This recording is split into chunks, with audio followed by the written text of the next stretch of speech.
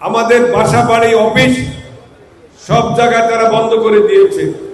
কিন্তু আমাদের এই জেলার নেতৃবৃন্দ, আমাদের সকল নেতা কর্মীর সাহস কিন্তু তারা রুখে যেতে পারে নাই।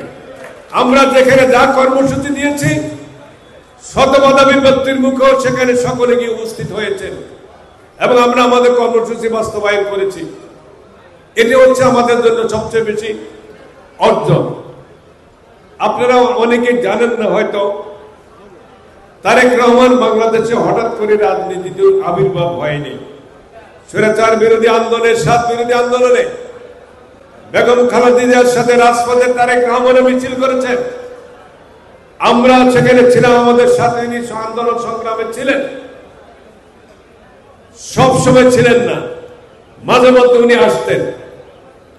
এবং 1996 সালে যখন আওয়ামী লীগ ক্ষমতা আছে, তখন ওনার নেতৃত্বে যে আগামী নির্বাচনে 2001 সালে নির্বাচনের জন্য যে কাজ করেন, সম্ভবত আমাদের আজকের প্রধান অতিথিও আছেন, সেখানেও ওনার ভূমিকা ছিল। এবং 2001 সালে বিএনপিকে ক্ষমতায় আসার পিছনে তারেক রহমানের অবদান ছিল অনেক বেশি। এর পরবর্তী পর্যায়ে তো আপনারা ভালোভাবে জানেন, পরবর্তী ইতিহাস।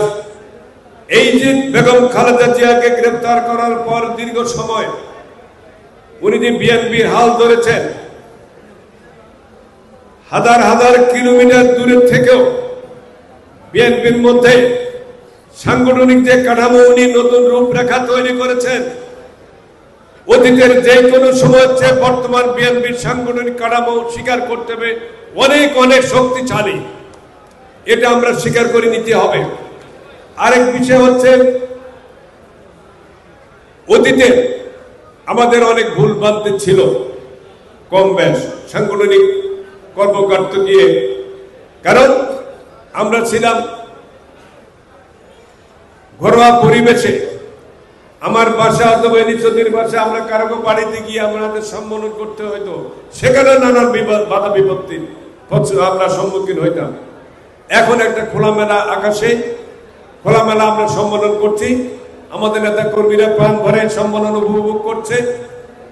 এই যে পরিবেশ, এই পরিবেশের ক্ষেত্রে কিন্তু একদিনের সৃষ্টি হয়নি। লক্ষ লক্ষ বিএনপি নেতা কর্মীর ত্যাগের বিনিময়ে হাজার হাজার বিএনপি ত্যাগের কর্মীরা শাহাদাত বরণ করেছে, পঙ্গুত্ব বরণ করেছে। বেগম খালেদা জিয়া, তারেক রহমান সহ দলের মহাসচিব সহ সর্বোচ্চ নীতি নির্ধারণী পর্যায়ের নেতৃবৃন্দকে বারবার গ্রেপ্তার করে নির্যাতন করা হয়েছে। সর্বোপরি আমার নেত্রী বেগম খালেদা জিয়া যে ত্যাগ স্বীকার করেছে, তার নিজ বাসভবন থেকে তাকে বের করে দেওয়া হয়েছে এক কাপড়ে। কিন্তু বেগম খালেদা জিয়া শেখ হাসিনার সাথে কোনো আপোষ করেন নাই, দীর্ঘদিন জেল খেটেছেন, কোন রকমের সমঝোতা করেন নাই।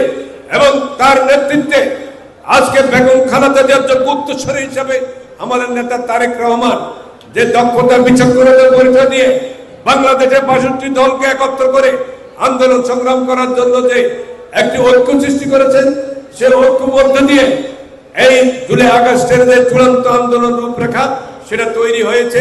এবং সেই সুযোগ মধ্য দিয়ে বাংলাদেশ থেকে ফ্যাসিস্ট হাসিনা সরকারের পতন হয়েছে। এটা কিন্তু একদিনে বা ১.৫ মাস ২ মাসের আন্দোলনে কোনো সরকার পতন হয় না। এটার একটা ধারাবাহিকতা লাগে। তার ধারাবাহিকতা যোগান দিয়েছে বিএনপির লক্ষ লক্ষ নেতা কর্মী ত্যাগ তিতিক্ষা নির্যাতনের মধ্য দিয়ে। আজ এই সমস্ত ত্যাগের একটাও কারণ ছিল, সেটা হচ্ছে বাংলাদেশে গণতান্ত্রিক ব্যবস্থা প্রতিষ্ঠিত হোক, বাংলাদেশের মানুষ তার ভোটাধিকার ফিরে পাক, বাংলাদেশের স্বাধীনতা সার্বভৌমত্ব নিশ্চিত হোক, বাংলাদেশের সংবিধান সমুন্নত থাকুক, ফ্যাসিস্ট আর কখনো যাতে বাংলাদেশে কখনো পুনরায় ফিরে আসতে না পারে, তার জন্য পদক্ষেপ গ্রহণ করার জন্য সকলের ঐক্যমত পোষণ করেছে।